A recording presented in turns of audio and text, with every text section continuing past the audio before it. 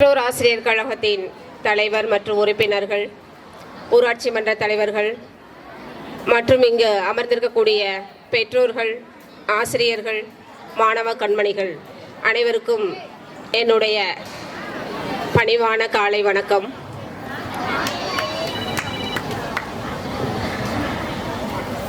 உங்களை எல்லாம் பார்க்கும் பொழுது எனக்கு மிகவும் மகிழ்ச்சியாக இருக்கின்றது. ஏனும் உங்களை போன்றுதான் நாங்களும் அரசு பள்ளியில் தான் படித்தவர்கள். இப்பொழுது நிறைய வாய்ப்புகள் கிடைக்கின்றது, அதை நீங்கள் பயன்படுத்தி கொள்ள வேண்டும். இங்கு ஆண்டறிக்கை வாசித்தார்கள், மிக அற்புதமாக உங்களுக்கு அனைத்து சலுகைகளும் கிடைக்கின்றது. அதே போன்று உங்களுடைய தேர்ச்சி விழுக்காடுகளும் நன்றாகவே உள்ளது. இருந்தாலும் மேலும் மேலும் அதிகம் ஆசைப்படுபவர்கள் தலைமை ஆசிரியர்கள். ஏனால் தங்களுடைய பள்ளி கண்டிப்பாக 100% தேர்ச்சி அடைய வேண்டும் என்று நினைப்பதில் தவறில்லை. அதை கொடுப்பது அனைத்தும் உங்கள் கையில்தான்.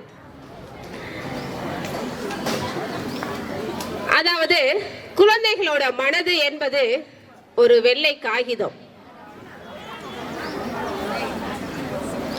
நம்புறீங்களா? குழந்தைகளோட மனது என்பது வெள்ளை காகிதம். உங்களுக்கு எல்லாருக்கும் அதாவது கம்ப்யூட்டர் தெரியும், லேப்டாப் தெரியும், என் மொபைல் எல்லாமே தெரியும் இல்லையா? அதில் நம்ம என்ன வேணாலும் நம்ம டைப் பண்ணுவோம். நம்ம நல்லதையும் பண்ணுவோம், கெட்டதையும் பண்ணுவோம். அதில் எதை நம்மளால திருத்தவும் முடியும். ஆனால் உங்களுடைய மனது என்பது வெள்ளை காகிதம். அந்த காகிதத்தை நம்மால் பார்க்க முடியாது. ஆனால் கணினியோ கம்ப்யூட்டரோ நம்ம என்ன தவறு செஞ்சாலும் அதை நம்மளால மாற்ற முடியும். அது நம்ம வெளியில் தெரிகின்றது. நம்மளுடைய மனது ஒரு சாஃப்ட் காப்பி மாதிரி தான். உள்ளுக்குள்ள எதெல்லாம் விதைக்க வேண்டுமோ அதை மட்டும்தான் விதைக்க வேண்டும். அதனாலதான் சொல்லுகிறார்கள், குழந்தைகளின் மனது வெள்ளை காகிதம். அது கசங்கி விடும் முன்பே நல்லதை எழுதிவிட வேண்டும். அப்படிதான் நான் நினைக்கிறேன். உங்களோட மனசு இப்ப எப்படி இருக்குன்னு எனக்கு தெரியல. நான் பேசி முடிக்கிறதுக்குள்ள உங்களோட மனசுல ஏதாவது ஒன்றையாவது நான் எழுதணும்னு நினைக்கிறேன்.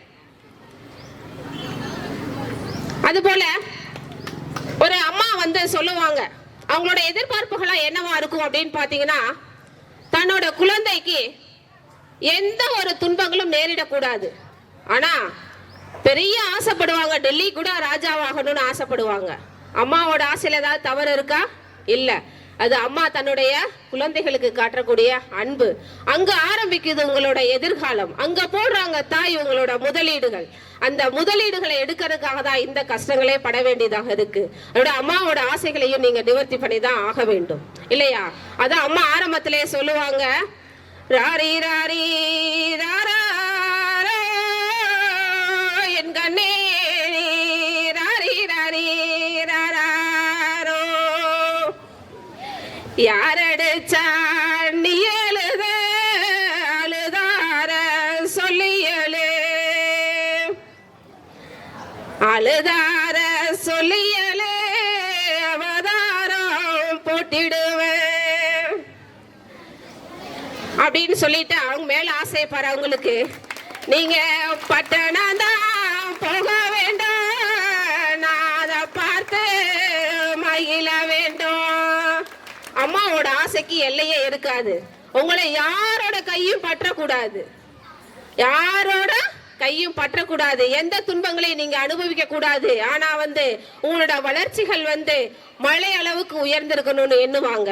அதாவது எந்த ஒரு செயலுமே பாத்தீங்கன்னா ஒரு செயல் கடினமானதுதான். எதால அப்படின்னு பார்த்தோம்னா சோம்பேறித்தனங்களால் மட்டும்தான் அது கடினமானது. அதே செயல் சுறுசுறுப்பாக செயல்பட்டோம் என்றால் அது சுலபமாக அமைந்துவிடும். அந்த வகையில் நாம எந்த செயலையுமே நாம் சுறுசுறுப்பாக செயல்பட்டோம் என்றால் கண்டிப்பாக அந்த செயல் சுலபமாகவே முடிந்துவிடும். கண்ணாடி பார்ப்பதை விட கடிகாரத்தை பார். அழகுபடுத்துவது வாழ்க்கை அல்ல, உன்னை அடையாளப்படுத்துவதுதான் வாழ்க்கை. அந்த ஒவ்வொரு குறிக்கோள்களையும் நீங்கள் மனதில் எண்ணிக்கொண்டே இருந்தீர்கள் என்றால் கடிகாரத்தை கண்டிப்பாக உற்று நோக்குவீர்கள். ஒரு எதை வென்றாலும் நம்மளால பெற்றுக்கொள்ள முடியும். நேரங்கள் சென்றால் கண்டிப்பாக நம்மளால பெற்றுக்கொள்ள இயலாது.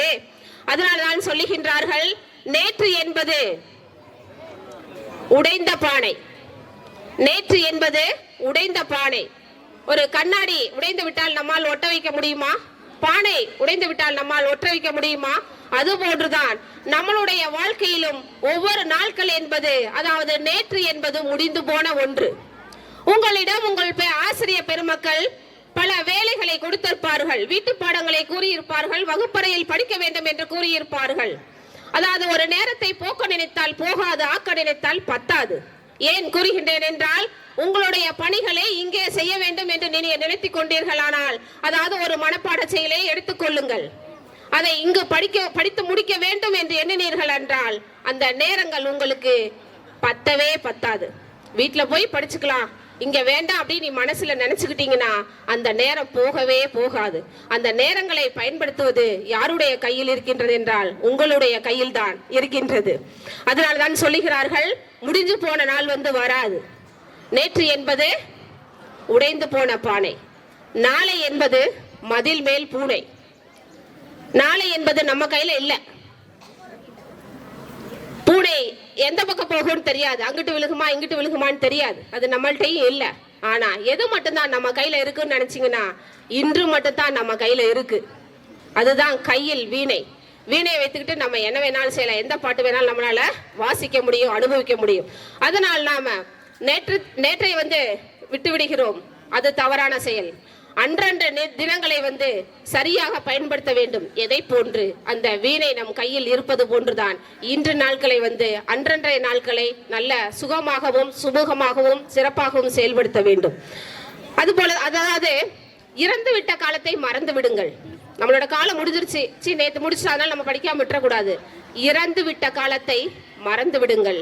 ஆனால் இருக்கின்ற காலத்தை நாம் என்ன செய்ய வேண்டும்? சிறப்பிக்க வேண்டும். இறந்து விட்ட காலத்தை மறந்து விடுங்கள், இருக்கின்ற காலத்தை சிறப்பு செய்யுங்கள். அதனால்தான் சொல்லுகிறார்கள், கண்டதை படித்தால் பண்டிதனாகலாம். ஏன் கண்டதை படித்தால் பண்டிதனாகலாம் என்று கூறுகிறார்கள் என்றால், வகுப்பறையில் தீர்மானிக்கப்படுகிறது மாணவர்களுடைய எதிர்காலம் எங்கு அப்படின்னு பார்த்தோம்னா வகுப்பறை. அப்ப வகுப்பறைங்கிறது என்ன? உங்களுக்கு கிடைக்காத இடங்கள் செய்திகளே கிடையாது. ஏனெனில் நீங்கள் இருக்கக்கூடிய இடங்கள் இரண்டு, ஒன்று வீடு, மற்றொன்று பள்ளிக்கூடம். அந்த வகையில் பார்த்தோம் என்றால், வீட்டில் நாம் அதிகமாக நமக்குடைய பொது அறிவுகள், அறிவுத்திறன்களுக்கு தூண்டுகோலாக இருப்பது கிடையாது. ஏனெனில் அதற்காக தான் நீங்கள் இங்கு வருகின்றீர்கள். இங்கு பள்ளிக்கூடங்களில் அனைத்து பாடங்களையும் தனித்தனியாக படித்த பேராசிரியர்களை கொண்டு உங்களுக்கு நடத்துகிறார்கள். கவனிக்க வேண்டும், உங்களுக்கு அறிவு இங்கு கிடைக்கிறது, அறிவு பொக்கிஷங்கள், அறிவு குவியல்கள் கிடைக்கின்றது. அதனால்தான் இந்த இரண்டு இடங்களையும் நீங்கள் சரியாக பயன்படுத்திக் கொள்ள வேண்டும். வகுப்பறையை தீர்மானிக்கப்படுகிறது என்று கூறுவதற்கு காரணம் என்றால், ஒரு செயல்கள் மட்டும் கிடையாது. எப்படி தானியங்களை சேர்த்து வைக்கக்கூடிய கிடங்குகள் இருக்கின்றதோ அது போன்றுதான் உங்களுக்கு இங்கு அனைத்து மாணவர்களையும் பார்ப்பீர்கள். ஒவ்வொருடைய குடும்ப சூழல்கள் ஒவ்வொரு மாற இருக்கும். அவருடைய உங்களுக்கு நட்பு கிடைக்கும், அவங்களுடைய ஆதங்கம் கிடைக்கும், அவருடைய எண்ணங்கள், அவருடைய குடும்பங்கள் இதெல்லாம் கிடைக்கும் பொழுது, அதாவது உதாரணமாக சொல்ல வேண்டும் என்றால், நாம் ஒவ்வொருவருமே கோயிலுக்கு செல்கின்றோம். ஒரு முறை இறைவன் என்ன நினைக்கின்றார் என்றால், எல்லாருமே குறைகளாகவே கூறிக்கொண்டிருக்கிறார்களே, எனக்கு அது வேண்டும் இது வேண்டும் என்று கேட்கிறார்களே, நேரிலே போய் சந்திப்போம் என்று வருகின்றார். இறைவன் இங்கு வந்தும் பொழுது அவங்களுடைய சொல்லுகின்ற குறைகளை காதால் கேட்க முடியவில்லையாக என்ன கோருகின்றார் என்றால், உங்கள் ஒவ்வொருவருடைய குறைகளையும் உங்களுக்கு என்ன தேவையோ அவற்றை நீங்கள் ஒரு மூட்டையாக கட்டிக்கொண்டு இந்த ஒரு அறையில் இட்டு விடுங்கள் என்று கூறுகின்றார். பார்க்கும் பொழுது அவருக்கே ஒரு பிரமிப்பாக இருக்கின்றது, என்னடா இத்தனை குவியல்கள் இருக்கின்றதே என்று. பிறகு கூறுகின்றார், உங்களுக்கு தேவையான குவியல்களை எடுத்துக்கொள்ளுங்கள் என்று கூறுகிறார். அப்பொழுதுதான் தெரிகிறது அவர்களுக்கு, அப்ப நம்ம போட்ட குவியலோட மீதி எல்லாமே பெரிய குவியல்களாகவே இருக்கின்றதே. அப்ப என்றால் நம்மளோட மற்றவர்களுக்கு அதிகமான துன்பங்கள் தான் இருக்கின்றது போல இருக்கின்றது. இப்ப அவரவருடைய குவியல்களை எடுக்கும் பொழுதே பெரிய பாடாக இருக்கின்றது. அந்த வகையில் இங்கு யாருமே குறை இல்லாதவர்கள் கிடையாது. மற்றவர்களை பார்க்கும் பொழுதுதான் நமக்கு அவர்களுடைய நாம பரவாயில்லையே அப்படின்னு எண்ணம் தோன்றுகிறது. அந்த வகையில் தான் அந்த ஒரு நிர்பந்தம், அந்த ஒரு சூழல்கள் உங்களுக்கு எங்கு கிடைக்கிறது என்றால் வீட்டில் கிடைக்காது, அதுதான் பள்ளிக்கூடங்களில் கிடைக்கும். அந்த மாதிரியான நிறைய உங்களுக்கு அறிவு திறன்களை வெளிப்படுத்தக்கூடிய வகையில இந்த வகுப்பறை அமையும். அதனாலதான் வகுப்பறை எங்கு தீர்மானிக்கப்படுகிறது, உங்களுடைய எதிர்காலம் என்னவென்று பார்த்தால் வகுப்பறையில் மட்டும்தான் கிடைக்கும். அந்த வகையில் அதாவது நாம கண்டதை படித்தால் பண்டிதன் ஆவார்கள் என்று கூறுவார்கள். நிறைய பேர் இதுலயும் 4 விதமான மக்கள்கள், 4 விதமான மாணாக்க செல்வங்கள், பலவிதமானவர்கள் இருப்பார்கள். என்ன சொல்வார்கள் என்றால், அவன் பெரிய படிப்பாளியா, எதற்கால் முந்திரி கோட்டையாட்ட அலைவார்கள் என்று கூறுவார்கள். அவர்கள் சொல்லுவார்களே என்று உங்களுடைய திறனை நீங்க முடக்கி விடக்கூடாது. இது போன்று இருக்க வேண்டும் என்றால், கடலில் கல்லறிந்தால் யாருக்கு இழைப்பு? கடலுக்கு ஏதாவது வருத்தமா என்ன? கடல் தான் காணாம போகும். அது மாற கல்லாக விமர்சனங்கள் இருக்கட்டும், கடலாக நீங்கள் இருங்கள். அப்பொழுதுதான் நம்மளுடைய வாழ்க்கையில் எல்லாமே வெற்றியாக அடைய முடியும். அது போன்று புத்தகங்கள் ஒரு புத்தகம் 100 விளக்குகளுக்கு கூட சமமாக இருக்க முடியாது என்கின்றார் ஈரோடு தமிழன்மன். ஏன்? ஒரு புத்தகமானது இங்கு 100 விளக்குகளை நீங்கள் வெளிச்சமாக்கினார்கள் கூட உங்களுக்கு அந்த எதிர்காலம் கிடைக்காது. அப்ப அந்த புத்தகத்தினுடைய பயன்கள் என்னவாக இருக்கும்? அந்த புத்தகம் நீங்கள் மேலிருந்து படிப்பீர்கள், உங்களை கீழிருந்து தூக்கிவிடும். அப்படி சிறப்புக்குரிய புத்தகம் தான் உண்மையிலேயே நண்பன் என்று கூறுவார்கள். ஒரு முறை அம்பேத்கர் லண்டன் செல்கின்றார். அப்பொழுது நீங்கள் எங்கு தங்குகின்றீர்கள் என்று கேட்கின்றார்கள். அதற்கு அவர் சொல்லுகின்றார், எங்கு நூலகம் இருக்கின்றதோ அங்கு நான் தங்குகின்றேன் என்று கூறுகின்றார். எதற்காக? படிக்கக்கூடிய ஆற்றல், படிக்க வேண்டும் என்ற உந்து சக்தி. அதனாலதான் அவர் சட்டமேதை வல்லுநராக மாறினார். உயிர் வாழ நாம் சுவாசிக்கின்றோம், உயர்வாக வாழ நாம் வாசிக்க வேண்டும். வாசிப்பு பழக்கம் என்பது நாம் தொட்டில் பழக்கம் சுடுகாடு மட்டும் என்று கூறுவார்கள். ஆரம்பத்திலிருந்தே கற்றுக்கொண்டால் மட்டும்தான் நாம் வாழ்க்கை இறுதி வரை அந்த பழக்கத்தை நம்மால் கடைபிடிக்க முடியும். அது எவ்வளவு முக்கியம் என்பதை உங்களுடைய ஒவ்வொரு செயல்பாடுகளிலிருந்துமே கண்டிப்பாக நம்மளால செய்ய முடியும் என்று நினைக்கின்றேன். அந்த வகையில பாத்தீங்கன்னா, இப்ப நம்ம ஒவ்வொரு செயல்களையும் சிந்தனையுடன் யோசித்து செய்ய வேண்டும். உங்களுக்கெல்லாம் மகாபாரத கதைகள் கண்டிப்பாக உங்களுடைய தமிழ் பேராசிரியர்கள் கூறியிருப்பார்கள் என்று நினைக்கிறேன். அதனால அதை சுருக்கமாக சொல்றேன். அதாவது அர்ஜுனனும் துரியோதனனும் என்ன கேட்டார்கள், என்ன பண்ணினார்கள், அவங்களுடைய சிந்தனை திறன் என்னவாக இருந்தது. ஏன்னா அர்ஜுனன் கிருஷ்ணரை கேட்டுக்கொண்டார், துரியோதனன் படைக்காலங்களை கேட்டுக்கொண்டார். அதனால் வெற்றி பெற்றது யாராக இருந்தது அப்படின்னு பாத்தீங்கன்னா, கடைசியில அர்ஜுனன் வெற்றி பெற சூழலாக இருந்தது. ஒரு முதலாளி இருக்கின்றார், 3 தொழிலாளிகளுடன் பயணம் செய்கின்றார். தற்போதுள்ள போக்குவரத்து சாதனங்கள் அன்றைய காலகட்டங்களில் இல்லை. அதனால் அவர்களுக்கு தேவையான பொருட்களை எல்லாம் 2 மூட்டைகளாக கட்டுகின்றார்கள். ஒரு மூட்டைகள் தனக்கு உண்ண உணவுகளையும் எடுத்துக்கொள்கின்றார்கள். முதல் இருவரும் அழகா அந்த பெரிய மூட்டையா, அதாவது தனக்கு தேவையான உணவு உடைகளை உள்ள மூட்டைகளை தூக்கி கொள்கிறார்கள். 3வது நபர் என்ன செய்கிறார் என்றால், அவர்கள் 2 பேரும் விட்டு போன மூட்டையை, அந்த சோத்து மூட்டையும் தண்ணியும் மட்டும் தூக்குறார். இதை எடுத்து போகும் பொழுது அது ரொம்ப வெயிட்டா இருக்கு, கனமா இருக்கிறோம்னா அந்த 2 பேரும் நல்லா கிண்டல் அடிக்கிறாங்க. உனக்கு கிடைச்சிச்சா அப்படின்னு சொல்லிட்டு அவங்க கிண்டல் அடிக்கிறாங்க. ஆனால் ஒவ்வொரு நேரங்களும் கலிய என்ன ஆகுது அப்படின்னு பாத்தீங்கன்னா, அவருடைய சோத்து மூட்டைகள் தான் என்ன ஆகுதுன்னு பாத்தீங்கன்னா குறைஞ்சு கொண்டே இருக்கும். இவங்களுடைய மூட்டைகள் மீண்டும் மீண்டும் அழுக்கு துணியாக இந்த மாதிரி சேர்ற மாதிரி இருக்கும். ஒவ்வொரு செயல்களுமே பாத்தீங்கன்னா நாம் சிந்தித்து செயல்பட வேண்டும். அதோட மட்டுமல்லாம மற்றவர்களை நாம் எப்பொழுதுமே இலக்காரமாக எண்ணக்கூடாது. கடைசியாக மிகவும் மகிழ்ச்சியாக வந்தவர் யார்? முதலில் சுமையை தூக்குனவர் தான். பிறகு நம்ம ரொம்ப மகிழ்ச்சியாக இருந்தார். அதே போலதான் உங்களுடைய வாழ்க்கையிலும் முதலில் சிரமமாக தான் இருக்கும். நல்ல பழக்கங்களை கற்றுக்கொள்வது என்பது பாத்தீங்கன்னா சிரமமாக தான் இருக்கும். அதனாலதான் நல்ல பெயர் என்று எடுப்பதற்கு நீண்ட நாட்கள் ஆகும். கெட்ட பெயர் என்று ஒரு வினாடியில், ஒரு செகண்ட்ல எடுத்துக்கொள்ளலாம் என்று கூறுவார்கள். அந்த வகையில தான் அந்த கதையின் மூலமாக நாம் உணர்ந்து கொள்வது என்ன அப்படிங்கறதா உங்களுடைய மனசுல பதிய வேண்டும். முதல் சிரமப்பட்டால் நாம் பிறகு சந்தோஷமாக, நிம்மதியாக, மகிழ்ச்சியாக வாழ முடியும் அப்படிங்கறத நீங்க உணர்ந்துக்க முடியும். அதனால சொல்லுகின்றார்கள், பறவைகளோட உயரம் எதனால் தெரிய முடியும் என்றால், பறவைகளோட உயரம் பறக்க பறக்க தெரியும். அதே போல மனிதர்களோட அசைவு எதனால் தெரியும் என்றால், அவர்களுடைய உழைப்பால் தெரியும். இப்ப நீங்கள் எல்லாம் படிக்காமல் மதிப்பெண் பெற முடியுமா? படித்தால் மட்டும்தான் பெற முடியும். படிப்பு என்பது உங்களுடைய வகுப்பறையில் நீங்கள் கவனிக்க வேண்டும். கவனிக்கும் பொழுதும் கூடுதலாக நாம் மீண்டும் ஒரு முறை படிக்கும் பொழுது உங்களுக்கு வந்து அந்த ஞாபக திறன் கூடும். என்ன நடத்துறாங்க அப்படின்னு நடத்தும் பொழுது நாம் கவனிக்காம இருந்தோம் என்றால் உங்களுக்கு படிப்பதில் சிரமமாக இருக்கும், அங்கு மனப்பாடம் செய்வதில் சிரமமாக இருக்கும், தேர்வு எழுதும் பொழுதும் சிரமமாக இருக்கும், இறுதியில் மதிப்பெண்ணும் குறைவாக வரும். ஆகவே உங்களுடைய சிந்தனைகள் அனைத்தும் எங்கிருக்க வேண்டும் என்றால் வகுப்பறையில் நடத்தும் பொழுது ஒரு வினாடி கூட நீ வீணடிக்க கூடாது. அங்கு இருக்கக்கூடிய நேரங்கள் வந்து யாருடையது? ஆசிரியர் பெருமக்களுடையது என்று எண்ணுகிறீர்களா? இல்லவே இல்லை. அங்க இருக்கக்கூடிய நேரங்கள் அனைத்தும் உங்களுடைய பொன்னான நேரங்கள். நாம் இன்னும் என்ன சொல்ல போகிறார்கள், என்ன சொல்லி தரப்போகிறார்கள் என்று ஏக்கத்துடன் இருக்க வேண்டும். ஒவ்வொரு ஆசிரியர் பெருமக்களும் ஒரு வகுப்பறையில் நுழையும் பொழுது பயத்துடன் செல்ல வேண்டும். ஐயோ, இன்னைக்கு எந்த மாணவ செல்வங்கள் வந்து என்ன வினா எழுப்ப போகிறானோ தெரியவில்லையே, நம்மால் அதற்கு பதில் கூற இயலுமோ என்று தெரியவில்லையே என்ற ஆதங்கத்துடன் வர வேண்டும். அந்த ஒரு நிர்பந்தம் என்று வருகின்றதோ அன்றுதான் வந்து நம்மளுடைய கல்வி தரம் உயரும். அவங்களுடைய செயல்பாடுகள் சரியாக இருந்தால் நீங்கள் என்ன பண்ண வேண்டும் என்றால் உங்களுடைய கவனங்கள் சிதறாமல் இருந்தால் அது இரண்டுமே நடைபெறும். நமக்கு என்ன என்று இன்றைய காலகட்டங்கள் நான் பார்க்கின்றேன் கல்லூரி மாணவர்களை, நான் இந்த மாதிரி ஒரு மாணவ சமுதாயத்தை கூட பார்க்க வேண்டும் ஒரு சூழல் உள்ளதோ அப்படி எண்ணக்கூடிய நிலையில் தான் இருக்கின்றது. அதனால தான் இந்த இடத்துல நான் வந்து உங்க மாணவ செல்வங்கள் இப்பொழுதிருந்து நீங்கள் அந்த கவனிக்க வேண்டும் என்ற உந்து சக்தியையும் படிக்க வேண்டும் என்ற ஆர்வத்தையும் நீங்கள் மேற்கொண்டீர்கள். ஆனால் மேல் வரும் பொழுதும் அதே பழக்க வழக்கங்கள் உங்களிடம் கைகூடும். சில மாணவர்கள் வந்து விளையாட்டுத்தனமாக இருப்பார்கள், ஒரு சில மாணவர்கள் வந்து கவனிக்கக்கூடியவர்களாக இருப்பார்கள்.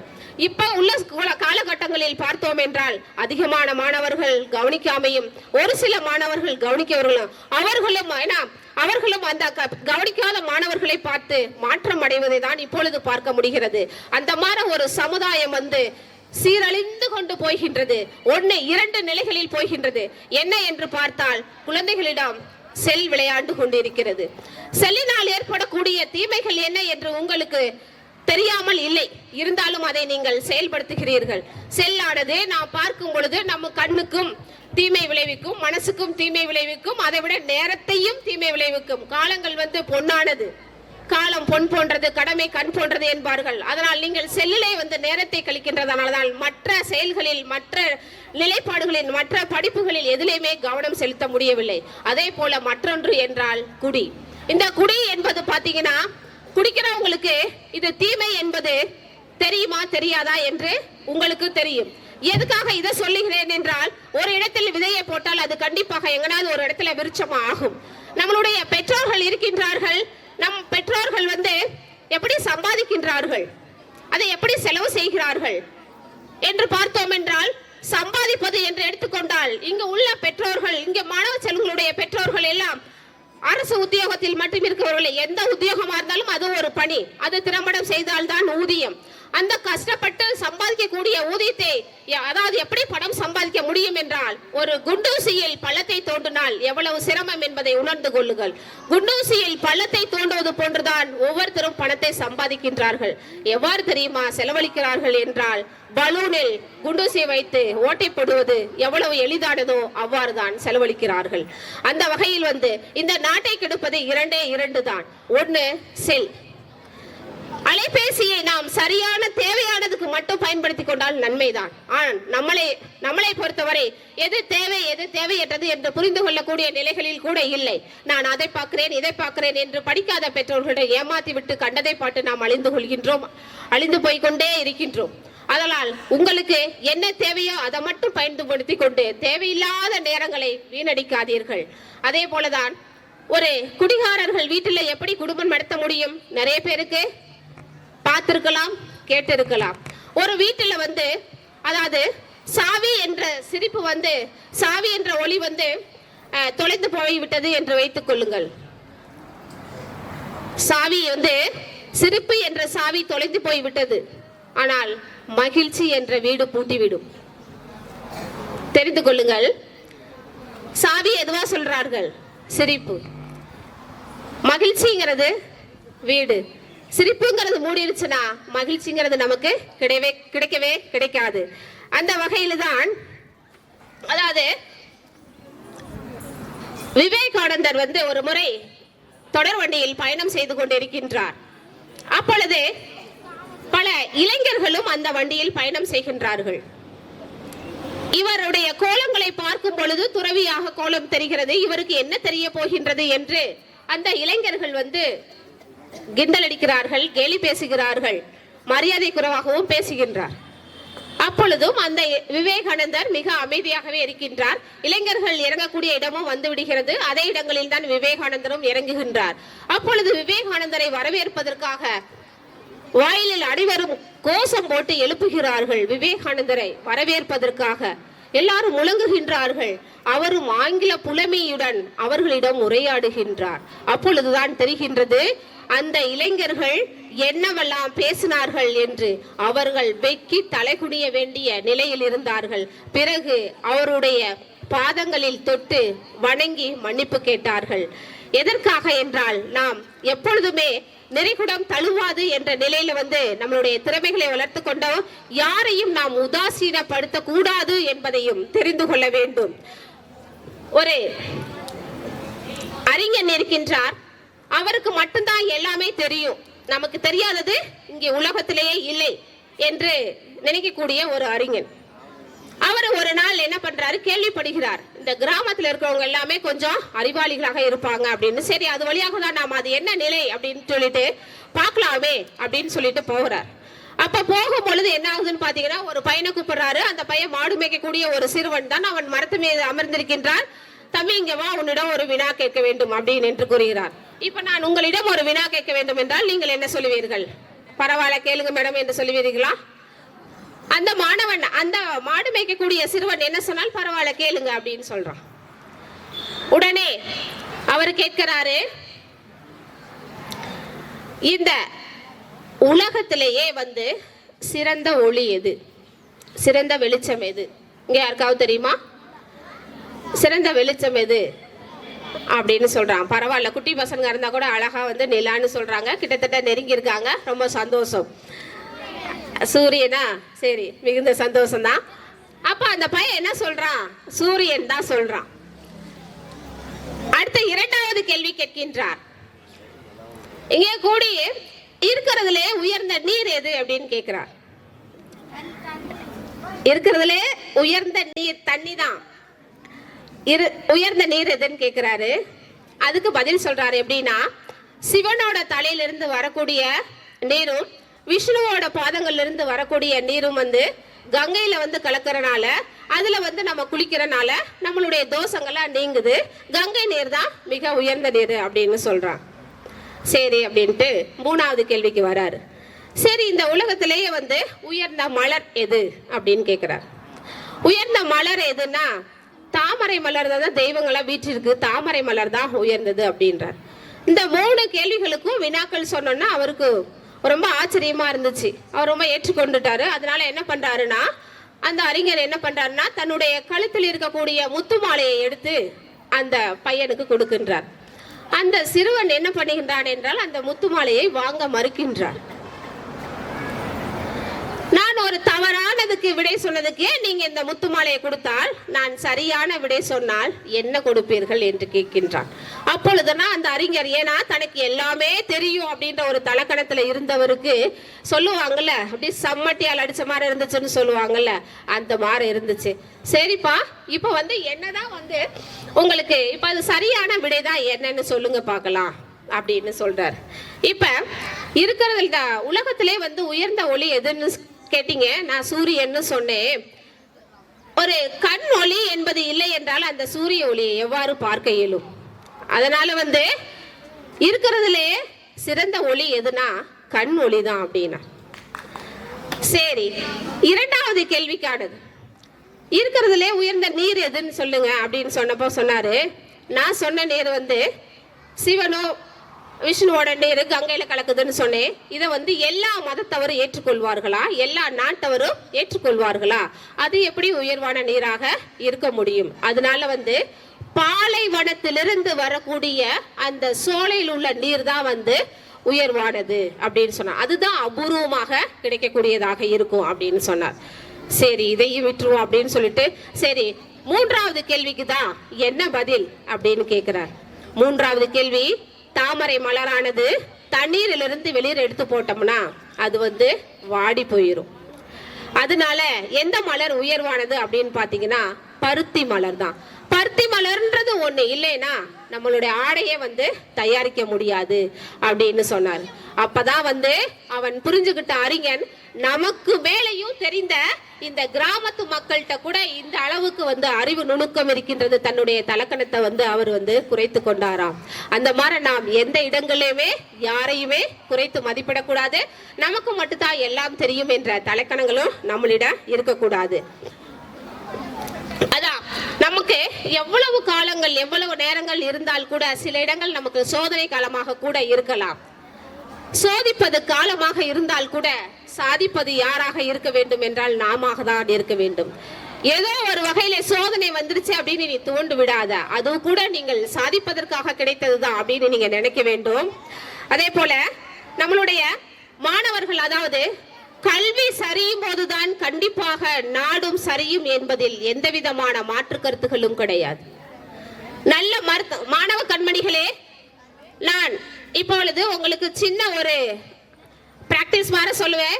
இப்படி மட்டும் கை காமிச்சனா 1, அது ஒரு கிளாப் எடுத்தா பண்ணணும், புரியுதா? ரெண்டாவது இப்படின்னு பண்ணுவேன், நீ 2 கிளாப் பண்ணணும். இப்படி காமிச்ச 2 கை இப்படி காமிச்சேனா நீ 3 கிளாப் பண்ணணும். நான் அதை எப்படி வேணாலும் சொல்லுவேன். யாரு சரியா பண்றீங்கன்னு பார்க்கலாம். சரியா? 1 தான் காமிச்சேன், அப்படிதானே? 2 தான், 2 சவுண்ட் மட்டும் தான் வரணும். நிறைய சவுண்ட் வருது. சரியா? 2 மட்டும் தான் வரணும். உங்களுடைய கவன சிதறல்கள் எங்க இருக்கின்றது? நான் என்ன சொன்னேன், இப்படி கையில் பண்ணா 1 தான் வரணும். என்னோட கை இங்க போச்சுன்னா 2 தான் வரணும். என்னோட கை 2மே மேல வந்துச்சுன்னா 3 கிளாப் மட்டும் தான் இருக்கணும். சரியா? பண்ணிடலாமா?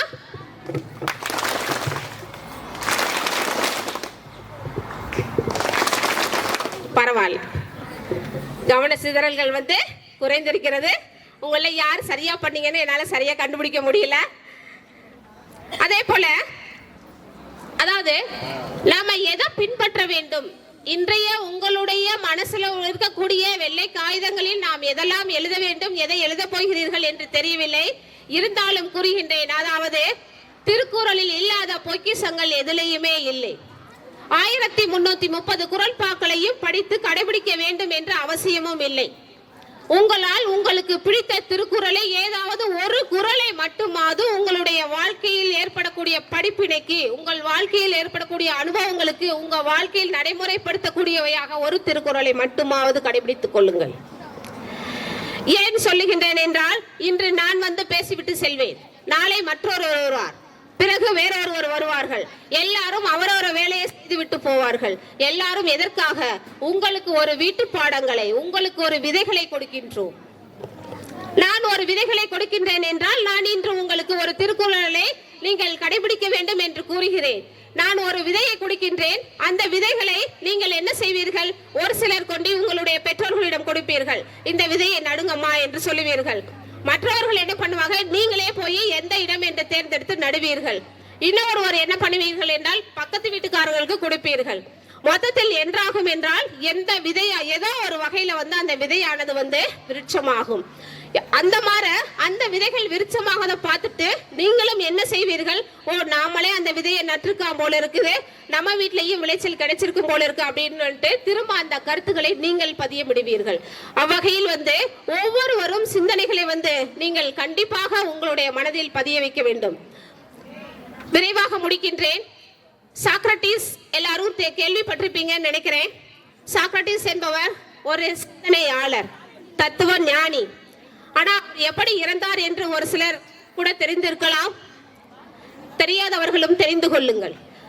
அவர் எப்பொழுதுமே சொல்லுவாங்கல்ல, நிமிர்ந்த நன்னடையும் நேர்கொண்ட பார்வையின் சொல்ற மாதிரிதான் அவருடைய கருத்துக்களை தெளிவாக எந்த இடங்களில் என்றாலும் தவறு என்றால் தவறு, சரி என்றால் சரி என்று ஏற்றுக்கொள்ளக்கூடிய, கூறக்கொள்ளக்கூடிய ஒரு உத்தம மனிதர் தான் சாக்ரட்டிஸ். அவருக்கு கிடைத்த தண்டனை என்னவோ மரண தண்டனை. நீதிபதிகள் யோசித்தார்கள், இவனை விட்டு வைத்தால் நம்மளை விட மிஞ்சுபடுவான் போல இருக்கு, நமக்கு வேலையே இருக்காது போல என்று மரண தண்டனை விதித்தார்கள். இன்றெல்லாம் மரண தண்டனை, ஆயுள் தண்டனை என்றால் அடுத்த வினாடி, அடுத்த நேரம், அடுத்த ஆண்டு, அடுத்த எல்லாம் வந்து விடுகிறார்கள். அன்றெல்லாம் அப்படி கிடையாது. மரண தண்டனை என்றால் இறப்பு மட்டும்தான். அதற்கு எந்த விதிவிலக்கும் கிடையவே கிடையாது. அப்படி இருக்கும் பொழுது அவருக்கு மரண தண்டனை விதிக்கின்றார்கள். அவரை பத்தி பேசுறதுக்கே நிறைய நாட்கள் ஆகும். அந்த மாதிரி அவரோட வாழ்க்கை அனுபவங்கள் இருக்கும். அவரோட மனைவிக்கு கூட அவங்களை பிடிக்காது. இறக்க போறாரு நினைச்சிட்டு அங்க வந்து அழுவாங்க. முதல்ல நானு இறக்க போற தருவாயில கூட நீங்க இங்க நிக்க வேண்டாம்னு சொல்லி அனுப்பி விடுவாரு. அதுக்கப்புறமா அவரோட அறைக்கு வந்து ஒரு நண்பர் வருவாரு. கிரீட்டோன்றது நண்பர் மட்டும் வருவாரு. நீ எப்படிப்பா வந்த அப்படின்னு சொல்லுனா, இருக்கக்கூடிய பாதுகாவலர் எனக்கு தெரிஞ்சவர் தான். இந்த நிமிடங்கள் கூட நான் உங்களை எப்படியாவது காப்பாத்திட்டு போக வேண்டும் என்ற நிலையில் தான் நான் வந்திருக்கிறேன் அப்படின்னு சொல்லுவாரு. அப்ப கூட அவர் சொல்லுவாரு, தவறான செயலை செய்கின்றேன், நான் வந்து இறந்து விட்டால் கூட பரவாயில்லை, இந்த மக்கள் கேட்பார்கள், அப்படி என்னதான் இந்த சாக்ரட்டிஸ் செஞ்சு விட்டார் அப்படின்னு கேட்பாங்க. அப்பொழுதாவது என்னுடைய சிந்தனைகள், என்னுடைய கருத்துக்கள் வந்து மக்களுக்கு தெரியும். அதன் மூலமாவது என்னுடைய கருத்துக்கள் வந்து பரவும் என்றார். அப்பதான் அவருக்கு ஹெக்லாக்ன்றத வந்து ஒரு விஷம் கொடுப்பாங்க. அப்ப அவர் நண்பர்கிட்ட கேட்பாரு, ஒரே ஒரு உதவி கேட்பார், இந்த ஹெக்லாக்னா என்ன அப்படின்னு நீங்க சொல்லுங்க அப்படின்னு கேட்பாரு. இதனுடைய எப்படி இருக்கும் அதனுடைய அதை பத்தி நான் தெரிஞ்சுக்கணும். சாவறதுக்கு முன்னாடி அதை குடிச்சிட்டு தான் நான் சாவ போறேங்கிறது உறுதிதான், ஆனா அதை பத்தி நான் தெரிஞ்சுக்கணும் அப்படின்னு கேட்பாரு. அப்பதான் சொல்லுவாங்க, அதை குடித்த உடனே வந்து கொஞ்ச நேரம் நீங்க அப்படியே நடக்க வேண்டும். நடக்கும் பொழுது அது என்னாகும் அப்படின்னு பாத்தீங்கன்னா, கொஞ்சம் கொஞ்சமா காலில் இருந்து அப்படியே நமக்கு மறுத்து போயிடும்.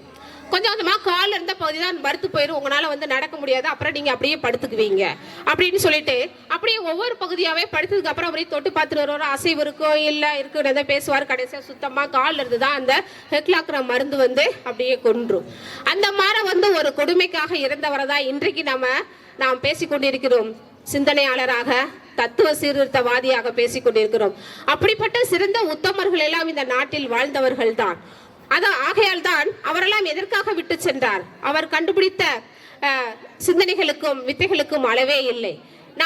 நம்ம மற்றவர்களுக்கெல்லாம் கிடைத்ததை விட நமக்கு நிறைய கிடைத்திருக்கிறது. என்ன வேண்டும்? ஒரு மன்னன் இருக்கின்றார்.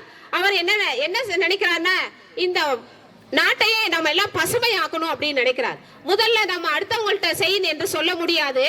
ஆகவே வந்து நம்மளுடைய அரண்மனையை முதல் நம்ம பசுமையாக்குவோம் என்று நிறைய வந்து மரங்களை நடுகின்றார். பிறகு மன்னன் நட்டதை பார்த்து அங்க உள்ள மக்கள்களும் என்ன பண்றாங்கன்னு பாத்தீங்கன்னா, எல்லாமே மரங்களை நட்டு நல்லா பசுமையாக்கிட்டாங்க. இதை பார்த்தோன்னா அவருக்கு ரொம்ப சந்தோஷமா இருந்துச்சு. எங்கு பார்த்தாலும் ஒரே பசுமையாக இருக்கின்றதே அப்படின்னு மன மகிழ்ச்சியுடன் அப்படியே மரங்கள்கிட்ட பேச ஆரம்பிக்கிறாரு. ஒவ்வொரு மரத்துக்கிட்டே போறாரு. ஆலமரம் எல்லாம் அப்படியே விருட்சமா வளர்ந்துருக்குது, பெருசா ஆயிடுச்சு. அதுகிட்ட போய் கேட்கிறாரு. அது என்ன சொல்லுதுன்றா, நான் நல்ல பெருத்துதான் இருக்கேன், நிறைய நிழல் கொடுக்கின்றேன், ஆனால் எனக்கு பிடிக்கவே இல்லை. ஏன்னா வந்து துளிவுண்டு பழமா இருக்கு, ரொம்ப சின்ன பழமா இருக்கு. என்ன பார்த்தாவே எனக்கு அருவருப்பா இருக்கு. இத்த பெரிய மரத்தை வச்சுக்கிட்டு துளிவுண்டு பழம் தான் இருக்குதே அப்படின்னு சொல்லிட்டு அது ஒரு சோகத்தை சொல்லுச்சு. அதுக்கப்புறமா என்னன்னு பாத்தீங்கன்னா, வேப்ப மரத்துக்கிட்ட வராரு. சரி, வேப்ப மரம் தான் என்ன பண்ணுதுன்னு அப்படின்னு பார்த்தோம்னா, வேப்ப மரத்துல என்னோட மரத்துல இருந்து எல்லாமே வந்து அதாவது வியாதிகளுக்கு எல்லாம் பயன்படுத்திக்கிறாங்க. அந்த மாதிரி பயன்படுத்துறாங்க. ஆனா என்னவா இருக்கு அப்படின்னு பார்த்தா, என்னுடைய மருத்துவ குணங்களுக்கு பயன்படுத்துறாங்க. ஆனா என்னோட பழத்தை யாராச்சும் சாப்பிடுறாங்களா? என் பழத்தை எடுத்து சாப்பிடவே மாட்டேங்கிறாங்க அப்படின்றாங்க.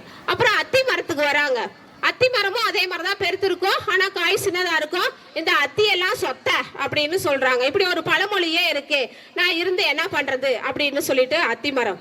அடுத்து பனைமரத்துக்கு வர. பனைமரம் வந்து எல்லாருமே என்னை நிமிந்து தான் பாக்குறாங்க. அந்த அளவுக்கு நான் ரொம்ப உயர்வாதான் இருக்கேன். ஆனாலும் என்ன எனக்கு கவலைன்னு பார்த்தா, என்கிட்ட இருந்து யாருமே தங்க மாட்டேங்கிறாங்களே அப்படின்னு சொல்லும். அதுக்கப்புறம் முருங்கை மரத்துட்டு வராங்க. முருங்கையில இல்லாத சத்துக்களே கிடையாதுன்னு இந்த உலகமே பேசுது. ஆனா எனக்கு மட்டும் தான் சத்தே இல்லை. ஒரு காத்தடிச்சாலும் நான் வந்து உடைஞ்சு போயிடுறேன் அப்படின்னு சொல்லு. அப்புறம் புளிய மரத்துக்கு வராங்க. புளிய மரத்துல என்ன பண்றான்னு பாத்தீங்கன்னா, புளிய மரம் வந்து எல்லாமே அதுவும் வந்து விருட்சமா இருக்கும். ஆனா வந்து அதுக்கு என்ன இருக்கு பாத்தீங்கன்னா, யாரும் அங்க தங்க மாட்டாங்க. ஏன்னா வந்து அது வந்து ஒரு சூடு ஹீட்டு கொடுக்கும் அப்படின்னு சொல்லிட்டு தங்க மாட்டாங்க. இதெல்லாம் பார்த்து என்னடா ஒரே அப்புறம் பைன் மரம், ஓ மரம் எல்லாமே வளர்த்தியா இருக்கும், தலை இருக்காது, ஒன்னொன்னு ஒரு பிரச்சனையில தான் இருக்கும். இப்படியே சுத்தி பார்க்கும் பொழுது கடைசியா ஒரு மகிழ மரத்துக்கு வராரு. அந்த மகிழ மரம் தான் கொஞ்சம் ஏதோ கொஞ்சம் சந்தோஷமா இருக்கிறோம். நம்ம சொல்லுவோம்ல, அகத்தின் அழகு முகத்திலேன்ற மாதிரி மகிழ மரம் மட்டும் தான் கொஞ்சம் மகிழ்ச்சியா இருக்கு. என்னன்னு போய் பார்த்தா அந்த மரம் தான் சிரிச்சுக்கிட்டே சொல்லுச்சு, பரவாயில்ல, நீங்க வந்து என்னைய வந்து இந்த இடத்துல இங்க நட்டு வச்சிருக்கீங்க, நான் ரொம்ப மகிழ்ச்சியா இருக்கேன், சந்தோஷமா இருக்கேன்ட்டு. அது மட்டும் தான் எந்த குறையுமே சொல்லலையா. அதனால ஒவ்வொருத்தருமே ஒவ்வொரு மற்றவர்களோட குறைகளை பார்க்காம நம்ம எல்லாத்துலயுமே மகிழ மரமாற நம்ம மனசோட நிறைவை பார்க்கணும். அதுதான் வந்து எல்லாருக்கும் அது கிடைக்குது, இது இருக்குது, அது இல்லை அப்படின்லாம் நீங்க அடுத்தவங்க பத்தி யோசிக்காதீங்க. நமக்கு இறைவனால் வழங்கப்பட்ட அனைத்தும் சிறப்பாக இருக்கின்றது. அப்பதான் அந்த மகிழ மரம் வந்து சொல்லுமா, மற்றவர்களை போல வந்து, அதாவது நம்ம மனிதர்கள் என்ன நினைத்துக் கொள்ள வேண்டும், மற்றவர்கள் நம்ம நாயாகவோ பேயாகவோ கழுதையாகவோ பிறக்காம நல்ல மனிதர்களாக பிறந்திருக்கிறோம் என்று நம்மளுடைய மன நிறைவு அடைந்து கொள்ள வேண்டும். அப்பொழுதுதான் நம்மளுடைய வந்து நாம் வந்து சரி செய்து கொள்ள முடியும். அதே போல கடைசி இறுதி கட்டத்துக்கு வருகின்றேன். அள்ளி கொடுப்பதை விட சொல்லி கொடுப்பதுதான் மேல். அந்த வகையில இங்க இருக்கக்கூடிய ஆசிரியர் பெருமக்களுக்கு முதல்ல நான் நன்றி கலந்த வணக்கத்தையும் பாராட்டையும் தெரிவித்துக் கொள்கின்றேன். இங்கெல்லாம் நல்ல மாணவ கண்மணிகள் தான் இருக்கின்றார்கள், அதுல வந்து எந்த சந்தேகமும் இல்லை.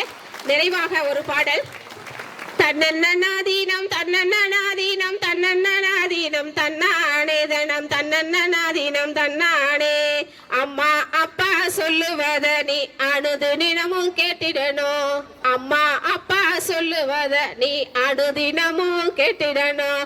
நல்லது எதுன்னு கெட்டனது எதுன்னு நாளும் தெரிஞ்ச அவங்களுக்கு நல்லா தெரியணும் உணருங்க.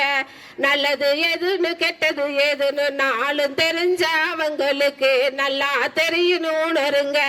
ஆசான் சொல்ல மதித்திடுங்க, அதுவே உமக்கு உயர்வுங்க. ஆசான் சொல்ல மதித்திடுங்க, அதுவே உமக்கு உயர்வுங்க. நல்ல செயல நண்பரோட நாளும் செய்து பழகுங்க, நல்ல செயல நண்பரோட நாளும் செய்து பழகுங்க. தீய வழிக்கு போகாதீங்க, பொதிந்து விடும் புத்திக்குள்ள. தீய வழிக்கு போகாதீங்க, பொதிந்து விடும் புத்திக்குள்ள. போக்குவது சிரமங்க, போக்குவதும் சிரமங்க. தன்னன்னாதீனம் தன்னானே தினம் தன்னன்னாதீனம் தன்னானே. அலை பேசிக்குள்ள மூழ்காதீங்க, அலை பேசிக்குள்ள மூழ்காதீங்க. நோயை போல வழி தரும் நூதனமா செயல்படும், நோயை போல வழி தரும் நூதனமா செயல்படும். திட்டமிட்டு செயல்பட்டா வெற்றியுடன் வாழ்வீங்க, திட்டமிட்டு செயல்பட்டால் வெற்றியுடன் வாழ்வீங்க. கண்ணுக்குள்ள காலம் இருக்கு, கடமைக்குள்ள நீ இருக்க. கண்ணுக்குள்ள காலம் இருக்கு, கடமைக்குள்ள நீ இருக்க.